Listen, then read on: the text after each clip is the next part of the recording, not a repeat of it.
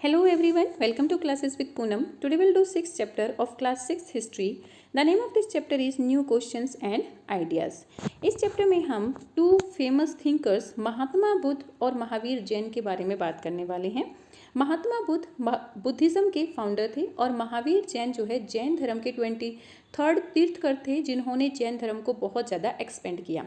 यहाँ हम उनकी लाइफ के बारे में डिस्कस करेंगे, इसके साथ साथ उन्होंने जो टीचिंग्स लोगों को दी उनके बारे में भी डिस्कस करेंगे। तो चलिए स्टार्ट करते हैं। Anagha school trip. अनघा यहाँ पर जो है एक इमेजिनरी कैरेक्टर है। अनघा फर्स्ट टाइम जो है अपने स्कूल के साथ ट्रिप पे जा रही है। ये जो है उन्होंने पुणे से वाराणसी का जो एरिया था वो ट्रेन के थ्रू तय करना था और उन्होंने लेट नाइट ट्रेन ली। अनघा को सी ऑफ करने के लिए स्टेशन पर उसकी मदर आई और यहीं पर उन्होंने टीचर को कहा कि बच्चों को बुद्धा के बारे में बताने के साथ साथ सारनाथ भी जरूर लेकर जाएं। अब अनघा की मदर ने सारनाथ को क्यों मेंशन किया? सारनाथ वो प्लेस था जहाँ पर बुद्धा ने सबसे पहले अपनी टीचिंग्स देना स्टार्ट की और उस प्लेस पर जो बुद्धा के फॉलोवर्स थे उन्होंने जो है लेटर एक स्तूपा का निर्माण करवाया था। स्तूपा क्या होते हैं? लाइक जैसे हिंदुओं में टेम्पल होते हैं, मुस्लिम्स में मॉस्क होते हैं, क्रिश्चियंस में चर्च होते हैं, वैसे ही जो बुद्ध होते हैं उनके टेम्पल्स को स्तूपा कहा जाता है। तो सारनाथ पर जाकर और स्तूपा को देखकर बच्चे जो है बुद्धा की लाइफ में और ज़्यादा जान सकते हैं। इसीलिए अनघा की मदर ने ये मेंशन किया कि बच्चों को जो है सारनाथ जरूर लेकर जाएं। Okay. The story of Buddha. Siddhartha जो कि गौतम के नाम से भी जाने जाते थे वो बुद्धिज्म के फाउंडर थे और उनका बर्थ जो है नियर अबाउट 2500 ईयर्स अगो हुआ। ये वो टाइम था जब लोगों की लाइफ में बहुत ज़्यादा चेंजेस हो रहे थे। जैसा कि हमने चैप्टर नंबर 5 में भी देखा, हमने वहाँ पर रीड किया कि कुछ बड़े बड़े महाजनपद वहाँ पर बन रहे थे और इन महाजनपद के जो कुछ किंग थे वो बहुत ज़्यादा पावरफुल हो गए थे। उन्होंने जो है अपने किंगडम को एक्सपेंड कर लिया था, अपनी आर्मी को एक्सपेंड कर लिया था। इसके साथ साथ अपने आप को पावरफुल बनाने के लिए वो हर तरीके से वर्क कर रहे थे। तो लोगों की लाइफ बहुत ज़्यादा चेंज हो रही थी और ये चेंजिंग सिर्फ सिटीज़ में नहीं आ रही थी, इसके साथ साथ जो है विलेजेस में भी लोगों की लाइफ चेंज हो रही थी।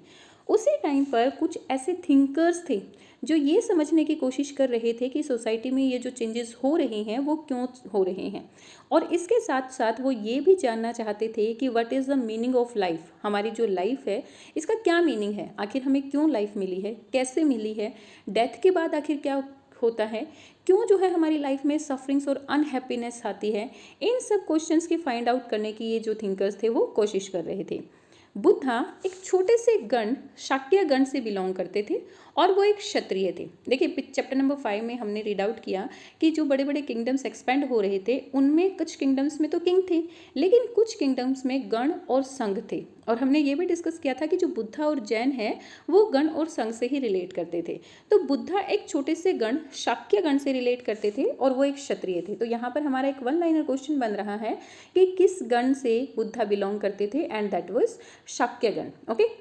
जब वो यंग थे उसी टाइम उन्होंने जो है अपने घर पर मिलने वाले कंफर्ट्स को छोड़ दिया था और वो ट्रू नॉलेज की सर्च में घर छोड़कर निकल पड़े थे। वो कई सालों तक घूमते रहे, दूसरे जो थिंकर्स इमर्ज हो रहे थे उनके साथ उन्होंने जो है मीटिंग्स की, डिस्कशन किए, बहुत ज़्यादा डिस्कशन किए और फाइनली वो इस रिजल्ट पर पहुँचे कि जो रियलाइजेशन का रास्ता है वो उसको खुद ही फाइंड आउट करेंगे। मतलब लोगों से उन्होंने बात की, डिस्कस किया, बट उन्हें जो है ट्रू रियलाइजेशन नहीं हुई। जिन क्वेश्चंस के फाइंड आउट वो करना चाहते थे वो क्वेश्चंस के आंसर उन्हें नहीं मिले। लाइक वो जानना चाहते थे कि what is life, what happen after the life and why the sufferings are coming in the life. क्योंकि बहुत सारे लोग हमने देखे, बुद्धा ने भी देखे थे कि किस तरीके से उनकी लाइफ में सफरिंग्स और अनहैप्पीनेस है। हालांकि बुद्धा की लाइफ में नहीं थे उस टाइम तक, लेकिन उन्होंने जो है आसपास के लोगों को देखा कि किस तरीके से सफरिंग्स और अनहैप्पीनेस उनकी लाइफ में है, तो वो ये जानना चाह रहे थे। तो इन क्वेश्चंस के आंसर फाइंड आउट करने के लिए वो कई सालों तक घूमते रहे, कई लोगों से उन्होंने डिस्कशन किया, मीटिंग्स की, लेकिन उन्हें जो है इन क्वेश्चंस के आंसर नहीं मिले। तो फाइनली उन्होंने डिसाइड किया कि वो इन क्वेश्चंस के आंसर जो ढूंढने का रास्ता है वो खुद ही फाइंड आउट करेंगे। इसके लिए उन्होंने क्या किया कि बिहार में बोध गया नाम के प्लेस पर पीपल के पेड़ के नीचे जो है कई सालों तक जो हो वो मेडिटेशन करते रहे और एट लास्ट उन्हें जो है ट्रू एनलाइटमेंट मिला, यानी कि सच्चा ज्ञान मिला। यहाँ पर उन्हें जो है अपने क्वेश्चंस के आंसर मिले और इसी के बाद से जो है वो बुद्धा के नाम से जाने लगे। देन वो सारनाथ गए, जो कि वाराणसी के ही पास था। देखिए सारनाथ, अनघा की मदर ने भी जो है सारनाथ के बारे में डिस्कस किया था कि बच्चों को सारनाथ जरूर लेकर जाना। क्यों? वो मैंने आपको बताया कि यहाँ पर पहली बार बुद्धा ने अपनी टीचिंग दी थी। तो वो जो है वाराणसी के पास सारनाथ गए और यहाँ पर जो है फर्स्ट टाइम उन्होंने अपनी टीचिंग्स दी। रेस्ट ऑफ द लाइफ उन्होंने जो है ट्रैवल करते हुए निकाली। मीन्स वो one place to another place move करते थे, ट्रैवलिंग करते थे और लोगों को जो है अपनी टीचिंग्स देते थे। इस तरीके से उन्होंने अपनी रेस्ट ऑफ द लाइफ को पास किया। Then at Kushinara at last उनकी डेथ हो गई।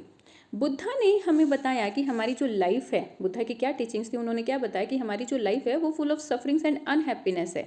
और इसके पीछे का रीज़न भी उन्होंने बताया कि हमारी लाइफ में ये जो सफरिंग्स और अनहैप्पीनेस है वो हमारी क्रेविंग्स और डिज़ायर्स की वजह से होती है। मतलब जो हमारी इच्छाएं, जो हमारी लालसाएं हैं ना, उसी की वजह से हमारी सफरिंग्स और हमारी लाइफ में सफरिंग्स और अनहैप्पीनेस आती हैं। क्यों है ऐसा? सपोज देखिए हम कुछ पाना चाह रहे हैं, हमारे अंदर कुछ पाने की इच्छा है और वो चीज़ अगर हमें नहीं मिलती है तो हम परेशान हो जाते हैं, दुखी हो जाते हैं। ऐसे ही अगर कई बार हमें वो चीज़ मिल भी जाती है तो हम जो है फिर भी सेटिस्फाई नहीं होते, हम कुछ और ज़्यादा पाना चाहते हैं या फिर कोई और चीज़ें हमें चाहिए। तो इस तरीके से हमारी डिज़ायर्स बढ़ती रहती हैं, कभी ख़त्म ही नहीं होती। और ये जो हमारी डिज़ायर्स हैं वही रीज़न है हमारी लाइफ में सफरिंग्स और अनहैप्पीनेस का। और बुद्धा ने इनको जो है तृष्णा कहा है। किस क्या नाम दिया बुद्धा ने? ये जो डिज़ायर्स और सफरिंग्स हैं उन्हें तृष्णा कहा है। ओके। और इसके साथ साथ इसका सॉल्यूशन भी उन्होंने हमें बताया कि ये जो अनहैप्पीनेस और सफरिंग्स हैं उनको हम अपनी लाइफ से तभी रिमूव कर सकते हैं जब हम जो है मॉडरेशन के पाथ को फॉलो करेंगे। Moderation in everything. मॉडरेशन मतलब कि सेल्फ कंट्रोल, अपने ऊपर कंट्रोल करना, मतलब अपनी इच्छाओं को बढ़ने ना देना, उनको दबा कर रखना। इवन इच्छाएं करना ही नहीं। अगर हम इच्छाएं ही नहीं करेंगे, जो हमें मिल रहा है उसी में हम सेटिस्फाई रहेंगे, तो हमारी जो लाइफ में अनहैप्पीनेस और सफरिंग्स हैं वो कभी भी नहीं बढ़ेंगी। ये टीचिंग्स जो हैं हमें बुद्धा ने दी। इसके साथ साथ उन्होंने लोगों को सिखाया कि हमें जो है काइंड रहना चाहिए। मतलब जो भी लाइफ है अर्थ पर, चाहे वो लाइफ एनिमल्स में है, ट्रीज़ में है या फिर ह्यूमन बीइंग्स हैं, सबके प्रति हमें जो है काइंड रहना चाहिए। उनका मानना था कि हमारे जो एक्शंस हैं, जिनको हम कर्मा कहते हैं, चाहे वो अच्छे हैं या बुरे हैं, उनका जो अफेक्ट है वो हमारी इस लाइफ पर तो होता ही होता है, इसके साथ साथ नेक्स्ट लाइफ पर भी होता है। मीन्स अगर हम अच्छे कर्म करेंगे तो उसका अच्छा रिजल्ट हमें इस लाइफ में तो मिले ही मिलेगा, इसके साथ साथ नेक्स्ट लाइफ में भी मिलेगा। ऐसा ही बुरे कर्मों के साथ है, अगर हमारे एक्शंस बैड होंगे, बुरे होंगे, तो हमें जो है बुरे ही रिजल्ट मिलेंगे। और सिर्फ यहाँ नहीं, इस लाइफ में नहीं, नेक्स्ट लाइफ में भी इसके बुरे रिजल्ट हमें देखने को मिलेंगे। ओके। बुद्धा की जो टीचिंग्स थी, उन्होंने अपने टीचिंग्स प्राकृत लैंग्वेज में दी। अब क्वेश्चन बन गया कि कौन सी लैंग्वेज में बुद्धा ने अपनी टीचिंग्स दी? प्राकृत लैंग्वेज में दी। एक्चुअली उस टाइम पर ऑर्डिनरी लोगों की लैंग्वेज थी ये, और क्योंकि वो ऑर्डिनरी लोगों से ही डिस्कशन करते थे, तो ताकि लोगों को जो है उनकी बातें, उनकी टीचिंग्स समझ में आ सकें, इसीलिए वो अपनी टीचिंग्स जो है प्राकृत लैंग्वेज में ही देते थे। साथ साथ उन्होंने लोगों को इसके लिए भी इंकरेज किया कि कोई भी जो एक्शंस हम एक्सेप्ट करते हैं, मान लीजिए किसी ने हमें कोई भी काम बताया और हम उसको करने के लिए एक्सेप्ट या रिजेक्ट करते हैं, तो हमें एकदम से एक्सेप्ट या रिजेक्ट नहीं करना चाहिए कि भाई हाँ, हमें किसी बड़े ने बोला है, किसी छोटे ने बोला है, तो हमें ये काम करना ही होगा। उनका मानना था कि हम जो भी कर रहे हैं पहले हमें उसके बारे में सोचना चाहिए, उसका रीज़न जानना चाहिए कि हम ये काम आखिर क्यों कर रहे हैं। चलो इसको एक छोटे से एग्जाम्पल को से समझते हैं। सपोज जो है आपके टीचर ने आपको असेंबली में या स्टेज पे स्पीच बोलने के लिए सेलेक्ट किया और आप उसको रिजेक्ट या एक्सेप्ट कर लेते हैं। एकदम से नहीं करना है, पहले आपको सोचना है कि आखिर आपके टीचर ने आपको ही क्यों सेलेक्ट किया। शायद आपके अंदर वो कैपेबिलिटी है कि आप चीज़ों को बहुत अच्छे तरीके से एक्सप्रेस कर सकते हैं और इसीलिए आपके टीचर ने जो है आपको सेलेक्ट किया। तो बुद्धा का मानना था और उनका ये कहना था कि जो भी ये चीज़ें हमें दी जाती हैं करने के लिए, उनके बारे में हमें जो है अच्छे से सोचना चाहिए और फिर तभी हमें जो है हमारे एक्शंस करने चाहिए। अब उसी से रिलेटेड यहाँ पर बुद्धा की एक फेमस स्टोरी दी हुई है, द स्टोरी ऑफ किस्सा गोमती। किस्सा गोमती, ये स्टोरी बुद्धा की एक फेमस स्टोरी है। किस्सा गोमती नाम की एक वुमेन थी जिसके बेटे की डेथ हो जाती है और इस डेथ को लेकर वो बहुत ज़्यादा दुखी परेशान होती है। ऑब्वियस सी बात है, अगर किसी बच्चे की डेथ होगी मदर के सामने तो मदर तो परेशान होगी ही होगी। तो वो क्या करती है, अपने बेटे की डेड बॉडी को लेती है और गलियों में घूमना शुरू कर देती है और लोगों से हेल्प मांगती है कि कोई जो है उसके बच्चे की लाइफ उसको वापस लौटा दे। तो एक काइंड मैन उसको बुद्धा के पास लेकर चला जाता है। बुद्धा उसको कहते हैं कि मैं तुम्हारे बेटे की लाइफ तो वापस लौटा दूंगा, लेकिन इसके लिए तुम्हें मुझे जो है 1 हैंडफुल ऑफ मस्टर्ड सीड लाने होंगे, यानी कि 1 मुट्ठी सरसों के बीज लेकर आओ। तो ये चीज़ किसा गोमती को बड़ी ईजी लगती है कि सरसों के बीज तो बहुत ईजी है, कहीं से भी वो ले आएगी। तो किसा गोमती इस बात को सुनकर खुश हो जाती हैं और जैसे ही वो जाने लगती है तो बुद्धा उसको बड़े आराम से जेंटली स्टॉप करते हैं और कहते हैं कि तुम्हें ये मस्टर्ड सीड्स ऐसे घर से लेकर आने हैं जहाँ किसी की डेथ ना हुई हो। तो किसा गोमती जाती है, डोर टू डोर घूमती है, लेकिन उसको ऐसा कोई घर नहीं मिलता जहाँ पर किसी की डेथ ना हुई हो। हर एक घर में किसी mother, father, sister, brother, husband, wife, child, uncle, aunt, grandfather, grandmother, किसी न किसी की तो डेथ हुई हुई होती है। ओके, तो फिर वो बुद्धा के पास वापस आती है। देन बुद्धा उसको समझाते हैं कि क्यों तुम्हें ये मानना है कि डेथ परमानेंट है। वैसे भी उसको समझा सकते थे, लेकिन वो आई थिंक अग्री नहीं कर रही थी। दूसरे लोग भी तो उसको समझा रहे होंगे, लेकिन वो अग्री नहीं कर रही थी। तो उसके बाद बुद्धा ने उसको प्रैक्टिकली समझाया कि डेथ जो है वो परमानेंट है, हर किसी की होती है। जिसको लाइफ मिली है उसकी डेथ होगी ही होगी, और जब किसी की डेथ हो जाती है तो उसको वापस नहीं लाया जा सकता है। तो इस तरीके से किसा गोमती को बुद्धा ने बहुत अच्छे से समझाया, और वो ऐसे ही एक्सपेक्टेशन हमसे करते हैं कि अगर हम किसी भी वर्क को कर रहे हैं तो हमें उसे ऐसे ही एग्री नहीं करना है, उसके रीजंस को समझना है, देन उसके बारे में सोचना है। ओके, आप नेक्स्ट हमारा जो पॉइंट है वो है उपनिषद। जिस टाइम पर बुद्धा अपनी प्रीचिंग्स लोगों को दे रहे थे, और शायद उससे भी थोड़ा सा पहले दूसरे भी जो थिंकर्स थे जो कुछ डिफ़िकल्ट क्वेश्चंस के आंसर्स को फाइंड आउट करने की कोशिश कर रहे थे। हमने अपने फर्स्ट पॉइंट में ही डिस्कस किया कि भाई हाँ, इस टाइम पर बहुत सारे थिंकर्स इमर्ज हो रहे थे जो डिफरेंट क्वेश्चंस के आंसर फाइंड आउट कर रहे थे। ये क्या जानना चाहते थे? वो लोग जानना चाहते थे कि आखिर डेथ के बाद क्या, आखिर लाइफ के बाद क्या होता है। क्या डेथ के बाद भी हमारी कोई लाइफ है? देखो, पिछले चैप्टर्स में हमने जो डिस्कस किया उसके अकॉर्डिंग तो डेथ के बाद हमारी लाइफ है, क्योंकि वो उन लोगों का क्या मानना था कि डेथ के बाद लाइफ है, और इसीलिए वो जो जिस पर्सन की डेथ होती थी उसके साथ उसका सामान रख देते थे। तो ये जो चीज़ें हो रही थी सोसाइटी में, इसी क्वेश्चन का आंसर ये थिंकर्स फाइंड आउट करना चाहते थे कि क्या सच में डेथ के बाद लाइफ है।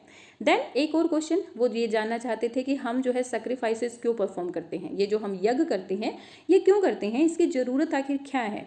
बहुत सारे थिंकर्स का ये मानना था कि भाई इस यूनिवर्स में कुछ तो ऐसा है जो परमानेंट है, जो डेथ के बाद भी रहता है। तो इस पर उन्होंने रिसर्च किया और फाइंड आउट किया, देन लोगों को डिस्क्राइब किया। जो डेथ के बाद भी परमानेंट है वो होती है हमारी आत्मा, जिसको उन्होंने कहा इंडिविजुअल सोल, और जो हमेशा के लिए है इस पूरे यूनिवर्स में वो है ब्रह्मात्मा, यानी कि यूनिवर्सल सोल।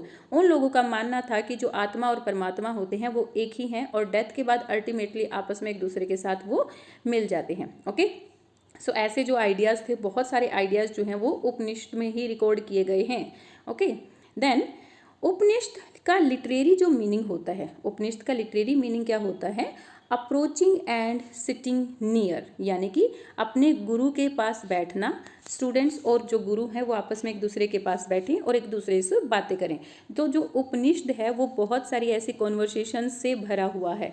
मतलब उपनिषद में बहुत सारे ऐसे डायलॉग्स लिखे हुए हैं जो टीचर्स और स्टूडेंट्स के बीच में हुए हैं। Often these idea presented through the simple dialogues, और उपनिषद में ये जो आइडियाज़ हैं वो सिंपल, बड़े ही सिंपल डायलॉग्स में लिखे हुए हैं। जैसे कि यहाँ पे गिवन है एक वाइस बेगर के बारे में। ये जो डायलॉग है वो एक फेमस उपनिषद छंदोग्य उपनिषद से लिया गया है। यहाँ इस डायलॉग में 2 सेजेस हैं जो कि शौनक और अभिप्रतारिण है। शौनक और अभिप्रतारिण दोनों ही सेज इस यूनिवर्सल सोल की पूजा करते थे। एक दिन वो दोनों बैठे हुए थे तब और खाना खा रहे थे, तभी एक बैगर उनके पास आता है और उनसे जो है कुछ खाना मांगता है, लेकिन वो खाना देने से मना कर देते हैं। शौनक उनको कहते हैं कि हम तुम्हें खाना नहीं दे सकते क्योंकि तुम हमारे जैसे नहीं हो। ओके, तो उनकी बात सुनकर बैगर उससे पूछता है, अच्छा लर्नर सर्स, क्या आप मुझे बता सकते हैं कि आप किसकी पूजा करते हैं? देन अभिप्रतारिण उसको रिप्लाई करता है कि हम यूनिवर्सल सोल की पूजा करते हैं। देन बैगर पूछता है कि इट मीन्स आप जानते हैं कि पूरे वर्ल्ड में, एंटायर वर्ल्ड में यूनिवर्सल सोल जो है फैली हुई है, भरी हुई है? सेजेस हामी भरते हैं कि हाँ, हमें पता है कि पूरे वर्ल्ड में यूनिवर्सल सोल है। देन बैगर पूछता है तो फिर जब पूरे वर्ल्ड में यूनिवर्सल सोल है तो मैं कौन हूँ, मैं भी तो इस वर्ल्ड का ही एक हिस्सा हूँ, इट मीन्स वो यूनिवर्सल सोल मेरे अंदर भी है। तो उसके बाद दोनों सेजेस उसको कहते हैं कि हाँ तुम सही कह रहे हो। देन बैगर अगेन उनको क्या कहता है कि अगर आप मुझे खाना देने से मना कर रहे हैं तो इट मीन्स आप मुझे नहीं मना कर रहे, किसको मना कर रहे हैं, यूनिवर्सल सोल को मना कर रहे हैं, क्योंकि वो यूनिवर्सल सोल का हिस्सा मैं भी हूँ। तो ये बात दोनों सेजेस को समझ में आती है और फिर वो जो है बैगर को खाना दे देते हैं। ओके, मोस्टली जो उपनिषद हैं उनके जो थिंकर्स थे वो कौन थे, मैन ही थे, स्पेशली मैन ही थे। इनमें जो है स्पेशली ब्राह्मण और राजाज थे। ऑकेजनली कभी कभार हमें जो देखने को मिलता है कि भाई हाँ विमेन थिंकर्स के बारे में भी यहाँ पे डिस्कस किया गया है। उनमें से एक है गार्गी, जो कि अपनी लर्निंग्स के लिए बहुत ही ज़्यादा फेमस थी, मीन्स वो बहुत ज़्यादा वाइज थी और जो भी उन्होंने सीखा था, जो भी लोगों से वो बातें डिस्कशन करती थी उसके लिए वो बहुत ज़्यादा फेमस थी। इवन जो रॉयल कोर्ट्स में होने वाले डिबेट्स थे उनमें भी वो पार्टिसिपेट करती थी। सो उपनिषद के में थिंकर कौन थे, ब्राह्मण और राजाज थे। कई बार जो है कोई विमेन भी होती थी जो बहुत अच्छे से लर्निंग करती थी।